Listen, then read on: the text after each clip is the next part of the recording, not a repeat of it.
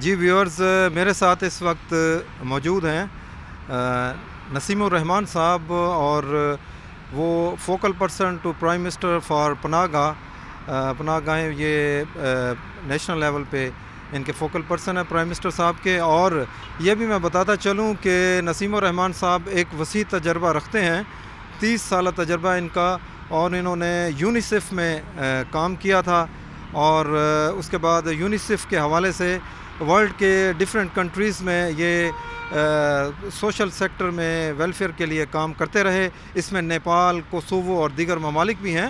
اور یہ بھی میں آپ کو بتاؤں کہ انٹرسٹنگ بات ہے کہ 2010 میں جب پاکستان میں شدید قسم کا سیلاب آیا تو اس وقت عمران خان صاحب نے نسیم الرحمان صاحب کو انوائٹ کیا کہ وہ پاکستان میں آئیں، عمران خان فاؤنڈیشن کے ساتھ مل کر سیلاب زدگان کی مدد کریں اور اپنے ملک کے لیے بھی کچھ کریں. ورلڈ میں تو آپ اپنی خدمات سر انجام دے رہے ہیں. تو مزید ان سے پوچھتا ہوں میں کہ یہ پناہ گاہ کے حوالے سے کہ آپ کے ذہن میں یہ کیسے پناہ گاہ کا خیال آیا، یہ کیا اسٹریٹجی تھی اور یہ کیا پروگرام تھا؟ بسم اللہ الرحمن الرحیم. بہت بہت آپ کا شکریہ اور مہربانی کے موقع دیا ہے، کیونکہ یہ ایک ایسا پروجیکٹ ہے ایک اپنی نوعیت کا جو پاکستان میں حکومت کی سطح پہ پہلی بار ہو رہا ہے، جبکہ حکومت نے سنجیدگی کے ساتھ جو غریب ورکرز ہیں ان کی فلاح و بہبود کے لیے کام کرنے کا تہیہ کیا ہے. اس کے اندر شروع میں مشکلات ہوتی ہیں، لیکن چونکہ یہ کام ہے جس کی کہ ضرورت ہے، اس میں کوئی دو اوپینینز نہیں ہیں کہ نیڈ ہے کہ جو لوگ کام کرتے ہیں، جو کہ گاؤں سے آتے ہیں، جو کہ غریب علاقوں سے آتے ہیں روزی کی تلاش میں. تو یہ میرا آئیڈیا ایز سچ نہیں ہے، میں تو اپنا تجربہ لے کے آیا ہوں. آئیڈیا ہمارے پرائم منسٹر عمران خان صاحب کا ہے. ان کا جو ہے نا ایک دل دھڑکتا ہے کہ غریب لوگوں کے لیے کچھ کام کر جائیں، اور ان کی بہتری جو ہے ان کی ترجیحات میں سے ہے. اور میں نے اس کی عملی شکل دیکھی ہے. جب میں یونیسیف میں کام کر رہا تھا، آپ نے ذکر کیا علی صاحب، تو ایمونائزیشن کے پروگرام میں وہ پاکستان میں نہیں بلکہ یونیسیف کے گڈ ول امبیسڈر تھے انٹرنیشنل لیول پہ. تو بنگلہ دیش میں بھی جا کے کہ لیٹس بول آؤٹ پولیو کو ختم کریں اور بچوں کی صحت کے لیے کام کریں، عورتوں کی صحت کے لیے کام کریں. تو وہ جو معاشرے پہ کام کیا، ہاں ہیلتھ پہ بھی کام کیا ہے، واٹر پہ، سینیٹیشن میں، جو بھی سوشل سیکٹر کی آپ نے بات کی تھی جس کے بنیادی سہولتوں کا تعلق ہے جس سے. تو پرائم منسٹر صاحب کی یہ سوچ تھی، اور جب سیلاب آیا 2010 میں تو انہوں نے عمران خان فاؤنڈیشن تشکیل دی اور میرے پہ احسان کیا کہ مجھے اپنے ملک میں خدمت کرنے کا موقع دیا. تو اس کے بعد سے پھر جب یہ پناہ گاہ بنی تو انہوں نے مجھے کہا کہ بھئی آپ کا کیونکہ تجربہ اس ایریا میں ہے تو پناہ گاہ میں آپ اس کام کو آگے بڑھانے میں مدد کریں. تو اس وقت سے میں نے یہ ذمہ داری لی ہوئی ہے.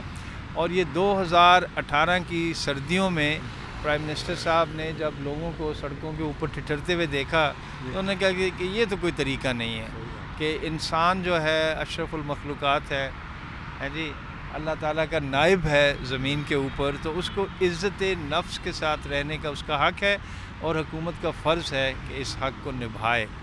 اس سوچ کے ساتھ انہوں نے کہا کہ پناہ گاہ جو ہے نا وہ بنانی ضروری ہیں. اور جو ان کی دوسری بھی ویژن ہے کہ ایک فلاحی ریاست اور ایک مدینہ کی ریاست کی جو سوچ ہے، جو ویلیوز ہیں، ہم ان کو کسی طرح سے پکڑیں اپنے دل کے ساتھ اور دماغ کے ساتھ اور اپنی ریسورسز کے ساتھ.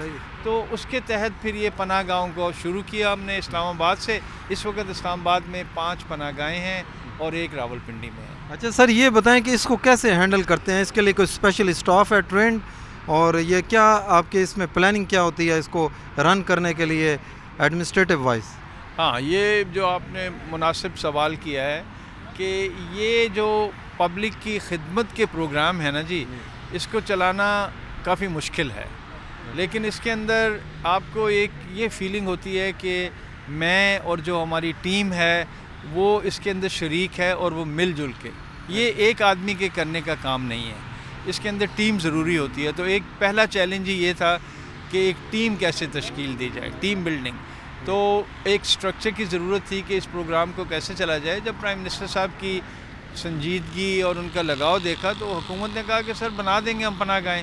تو شروع میں ڈسٹرکٹ ایڈمنسٹریشن والے جو لوگ ہیں انہوں نے اس کے لیے سٹاف دیا، مختلف محکموں میں سے لے کے، کوئی لائف سٹاک میں سے آ گیا، کوئی زرعی شعبے میں سے آ گیا, کوئی لوکل گورنمنٹ میں سے آ گیا, ہاں مکس مختلف ڈپارٹمنٹ میں تھے. لیکن یہ پروگرام اسٹیٹک نہیں ہے, یہ ایک جامد پروگرام نہیں ہے سر, یہ ایک ڈائنامک ہے, ایک چلتا ہوا پروگرام ہے جو کہ ریگولرلی ایک لیول سے دوسرے لیول پہ جا رہا ہے. تو کب تک مستعار لے کے اسٹاف دوسرے ڈپارٹمنٹوں سے آپ چلائیں گے؟ کیونکہ بات یہی چلتی تھی کہ صرف یہی نہیں کہ لوگوں کو کھانا دینا ہے اور چھت دینی ہے, بلکہ یہ پروگرام ہے کہ روٹی اور چھت سے آگے کہ جو مناسب ہاؤسنگ ہے, اس سے صرف ان لوگوں کو پروٹیکشن ہی نہیں ملتی بلکہ ہیلتھ ہیزرڈ سے بھی وہ بچتے ہیں, بلکہ وہ دوسری جو سماجی برائیاں ہیں ان سے بھی بچتے ہیں.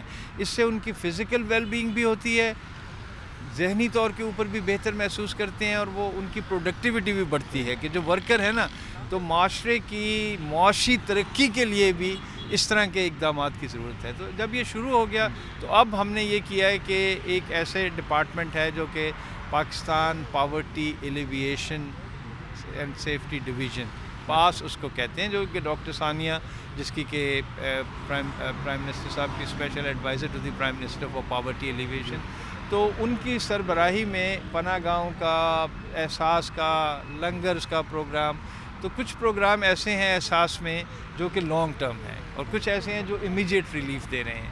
کفالت کا پروگرام ہے, اسکالرشپس کا پروگرام ہے, بچوں کی نشو و نما کے لیے پروگرام, یہ ہے ایسے لوگوں کے لیے. تو ایک اور اس کے اندر ونڈو بنی ہوئی ہے کہ ان لوگوں کو ڈائریکٹلی پہنچا جائے جو دن بھر محنت کرتے ہیں, رات پہ جا کے سڑک پہ سوتے ہیں, مارکیٹ میں سوتے ہیں, اور انفنشڈ بلڈنگز پہ سوتے ہیں, بڑے ہیزرڈس اور غیر مناسب حالات کے اندر. تو اب یہ بیت المال والے جو ہیں نا, وہ اس کے لیے اسلام آباد کی سطح کے اوپر وہ اس کے لیے سٹاف دیتے ہیں, لیکن یہ پروگرام پورے ملک میں چل رہا ہے. تو اب 3 ادارے اس کو رن کرنے کے لیے ذمہ داری ان کے اوپر ہے.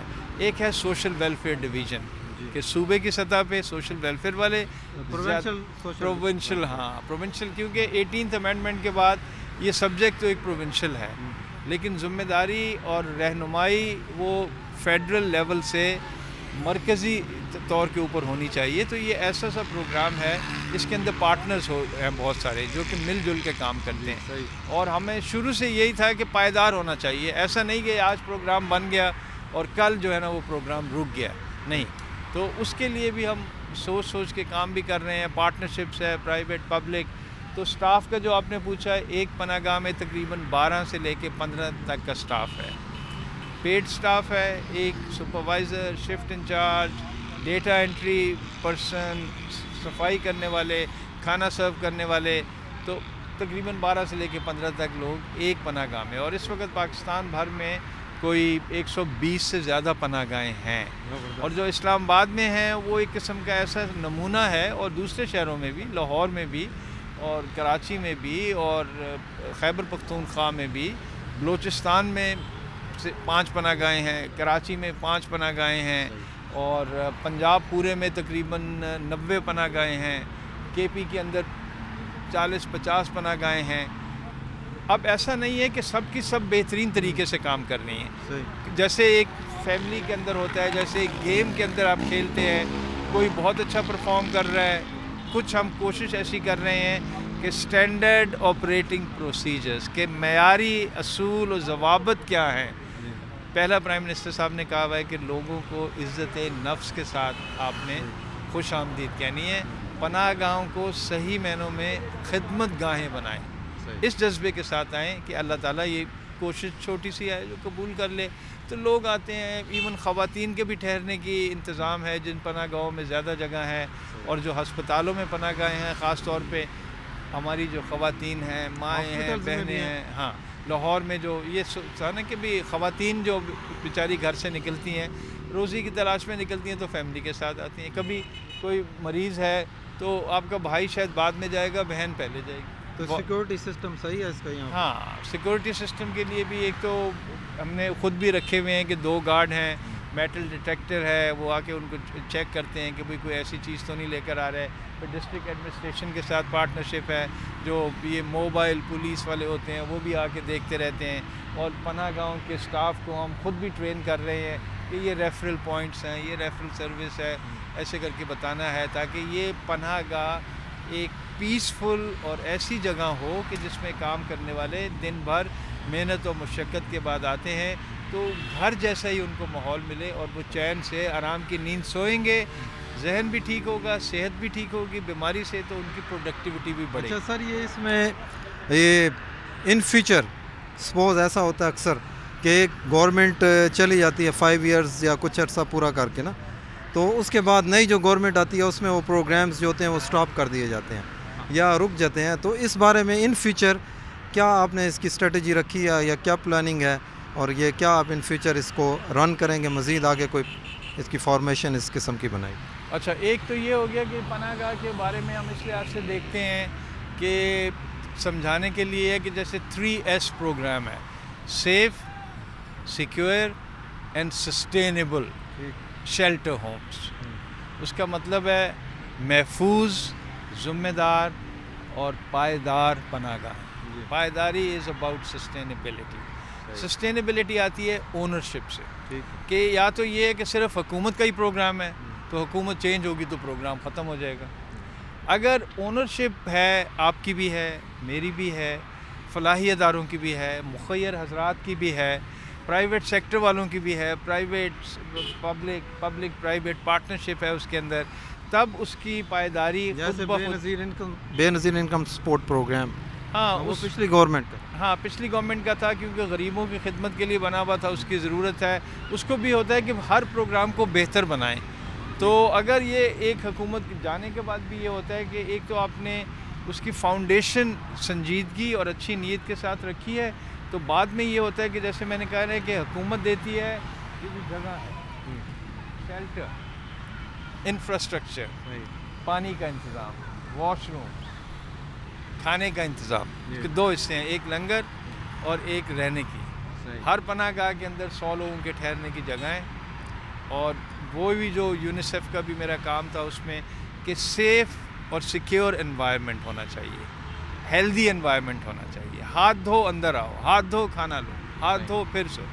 کرونا وائرس کے دنوں میں اللہ تعالیٰ کی رحمت سے ہم نے ملٹیپل پریکاشنز لیں اور ایک بھی کیس نہیں ہوا پناہ گاہوں میں کرونا وائرس کا, کیونکہ ان کو ماسک بھی دیے گئے, سینیٹائزر اور سوپ بھی دی گئی. ان کو جو ہے نا تھرمو اسکین جو ہوتا تھا, ٹیمپریچر لینا ہے پھر اندر داخل ہونا ہے. اس طرح کی جب آپ سٹیپس لیتے ہیں, اور اب جو پناہ گاہ میں ٹھہرتے ہیں ان کو چھوٹا سا پیکٹ دے دیتے ہیں, وہ 20-25 روپے کا آتا ہے. اس کے اندر ایک صابن ہے, اس کے اندر مسواک ہے, اس کے اندر جو ہے نا ایک کومب ہے. اچھا, تو اب یہ ہو گیا حکومت دے گا جگہ, اور حکومت دے گا سٹاف, اور حکومت دے گا یوٹیلیٹیز کا بل, بجلی کا, پانی کا, اس طرح کی چیزوں کا, سٹاف کی سیلری کا. یہ حکومت کا کام ہوتا ہے.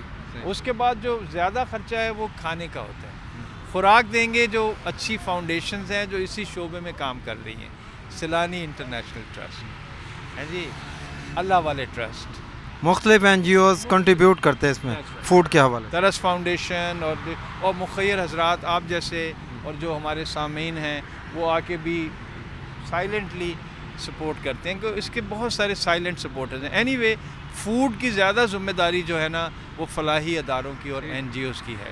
اب اس کے بعد یہ ہو گیا کہ جو بڑے بڑے پرائیویٹ سیکٹر میں ادارے ہیں ان کے ساتھ ہم پارٹنرشپ کے اوپر کام کر رہے ہیں. اور ریسنٹلی ایک پناہ گاہ کی ایڈوائزری کاؤنسل تشکیل دی گئی ہے پرائم منسٹر صاحب کی ہدایت کے مطابق, کہ جس میں پرائیویٹ سیکٹر کے لوگ ہیں, جس میں دوسرے والے سیکٹر ہیں جو کہ خود کفیل ہیں وہ لوگ ہیں, کمیونٹی کے رسپیکٹیبل سٹیزنز ہیں, عورتوں کی نمائندگی ہے, بزنس والے ہیں, SMED والے ہیں, اسمال اینڈ میڈیم, اور پھر ایک بنیادی ہر پناہ گاہ کے اندر اسپیسیفک بورڈ بنایا ہے, جو لوگ قریب رہتے ہیں وہ ہر وقت آ کے اس کو دیکھ بھی سکتے ہیں, مدد بھی کر سکتے ہیں. چلیں ٹھیک ہے سر, تھینک یو.